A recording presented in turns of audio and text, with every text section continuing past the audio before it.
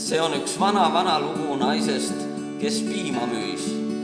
Piima sisse oli tal kombeks vett lisada, et rohkem raha saada. Ühel ilusal päeval aga, kui linnud laulsid nagu tavaliselt, sai nimetatud naisest kristlane. Õhtul ei lubanud südametunnistus tal piimasse enam vett lisada.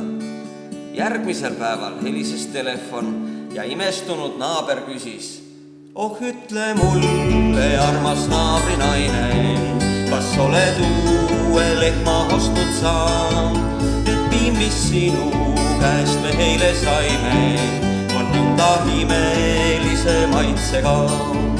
Ei ole ostnud ma uut lehma, kõik uueks sai mu südames. Ei ole ostnud, kuid olen nüüd ma kristlane. Kord oli minu süda nõnda pime, et kaevuvett ma panin piimasse. Kui tuli Jeesus, sündis minu sime, sain uue elu, uue südame.